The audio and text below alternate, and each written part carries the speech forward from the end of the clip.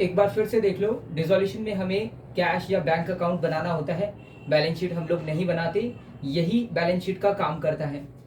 दोनों साइड का टोटल जो है वो इक्वल आना चाहिए बैलेंस शीट में, जैसे आता है यहाँ पर भी।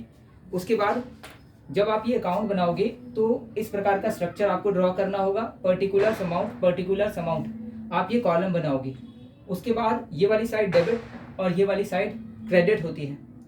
अब डेबिट साइड पर जितना भी अमाउंट आ रहा होगा वो सारा रिकॉर्ड करोगे, है ना, और जो जा रहा होगा वो सारा यहाँ रिकॉर्ड करना है क्रेडिट साइड पर। इन शॉर्ट, कैश आएगा तो डेबिट में रिकॉर्ड करोगे, और अगर कैश जाएगा, पेमेंट होगा, तो आप क्रेडिट में रिकॉर्ड करोगे। अब सबसे पहले to balance BD, opening balance note करना है। ये आपको क्वेश्चन में बैलेंस शीट दी होगी, वहां पर असेट साइड पर जाओगे, कैश या बैंक का बैलेंस आपको मिल जाएगा ओपनिंग, वो यहाँ नोट कर लोगे। उसके बाद हमने रियलाइजेशन अकाउंट बनाया था, तो वहां से जो भी कैश गया होगा, आया होगा, वो रिकॉर्ड करना है। तो हमने जो असेट्स को बेचा था और उससे जो अमाउंट मिला था, यानी कि असेट रियलाइज्ड, हमें वो अमाउंट यहाँ पर शो करना है। रियलाइजेशन अकाउंट से वो अमाउंट हमें मिल जाएगा। नेक्स्ट, रियलाइजेशन अकाउंट में फिर से हमने क्या किया था, लाइबिलिटीज का पेमेंट किया था, तो उसको आप रिकॉर्ड करोगे। उसके बाद एक अनरिकॉर्डेड असेट है और उसको भी बेचा, उससे जो अमाउंट मिला उसको रिकॉर्ड किया हमने रियलाइजेशन अकाउंट में, तो यहाँ पर रियलाइजेशन अकाउंट लिखा और वो अमाउंट रिसीव हुआ, अनरिकॉर्डेड असेट। उसके बाद अनरिकॉर्डेड लाइबिलिटी थी, तो पेमेंट किया हमने, तो रियलाइजेशन अकाउंट और अनरिकॉर्डेड लाइबिलिटी का हमने वहां पेमेंट कर दिया।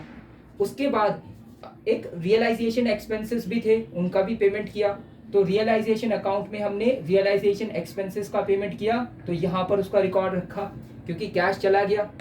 उसके बाद हमने पार्टनर्स का कैपिटल अकाउंट बनाया था, वहां पर हमने एक पार्टनर का एक्सेस बैलेंस जो है वो निकाला था, और वो एक्सेस अमाउंट जो था वो पे कर दिया था।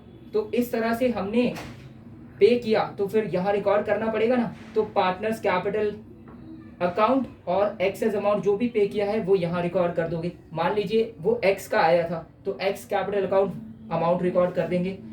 उसके बाद एक पार्टनर था दूसरा, उसका थोड़ा सा अमाउंट जो है वो कम रह गया था, है ना, शॉर्ट रह गया था, तो उससे अमाउंट मंगवाया था, और जब मंगवाया जाएगा तो कैश आता है, तो फिर उसे यहाँ रिकॉर्ड करना है ना। तो मान लीजिए वो वाई पार्टनर था, तो वाई कैपिटल अकाउंट और वो अमाउंट लिखा, और वो क्या था, शॉर्ट अमाउंट जो था उससे वो मंगवा लिया। नेक्स्ट, पार्टनर्स लोन अकाउंट, हमने ये रेफरेंस लिया है, मतलब किसी पार्टनर ने लोन दिया, अब उस लोन का पेमेंट तो करना है ना, तो हमने उसका पेमेंट कर दिया। तो यहाँ पर शो किया कि मान लीजिए वो एक्स था, उसने लोन दिया और उसका अमाउंट, और फिर उसका पेमेंट हो गया, इस साइड पर पेमेंट किया जाता है तो पेमेंट हो गया। फिर उसके बाद टोटल कर लेंगे और इन दोनों का टोटल सेम आना चाहिए। तो ये था आपका कैश या फिर बैंक अकाउंट जो बनाना होगा।